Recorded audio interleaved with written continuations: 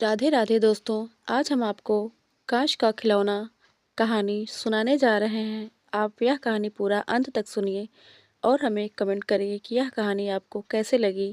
अगर आप चैनल पर नए हैं तो हमारे चैनल को लाइक, सब्सक्राइब और कमेंट ज़रूर करें। तो चलिए कहानी सुनना शुरू करते हैं।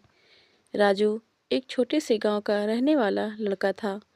उसकी माँ उसे बड़े प्यार से पाला था, लेकिन वह बहुत गरीब थे। राजू की माँ मेहनत करके जैसे तैसे गुजारा करती थी। राजू की दुनिया उसकी माँ थी और माँ की दुनिया बेटा राजू। राजू का एक सपना था, वह एक कांच का खिलौना खरीदना चाहता था। गांव की मेले में उसे एक कांच का हाथी बहुत पसंद आया था, लेकिन उसके पास पैसे नहीं थे। वह रोज उस खिलौने की दुकान के पास से गुजरता और खिलौने को देखकर मन में महसूस कर रह जाता।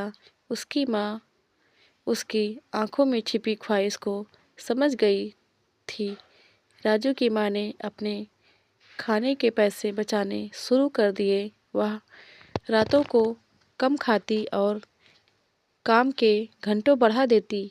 कई महीनों के बाद उसने इतने पैसे इकट्ठे कर लिए कि वह राजू के लिए वह कांच का खिलौना खरीद सके। एक दिन माँ ने उसे आंचल में बंधे पैसे निकालकर राजू को दिए और कहा, जा बेटा, आज तेरा सपना पूरा होगा। राजू की खुशी का ठिकाना नहीं था। वह दौड़ता हुआ मेले में गया और वह कांच का हाथी खरीद लिया। वह खिलौना उसके लिए दुनिया की सबसे कीमती चीज़ थी। लेकिन जब वह घर लौट रहा था, अचानक रास्ते में उसका पैर एक पत्थर से टकरा गया। राजू का संतुलन बिगड़ गया और उसके हाथ से वह कांच का खिलौना टूटकर जमीन पर गिर गया। खिलौना गिरते ही टूट गया। कांच के टुकड़े चारों ओर बिखर गए। राजू की आंखों से आंसू बहने लगे।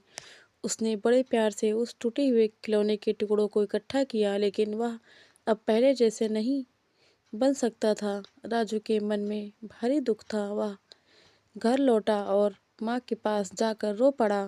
उसकी माँ ने उसे गले से लगाया और कहा, बेटा, यह खिलौना सिर्फ कांच का था, लेकिन तू मेरा असली खजाना है। जो चीज़ टूट गई वह अब वापस नहीं आ सकती, लेकिन हम नई उम्मीदों के साथ आगे बढ़ सकते हैं।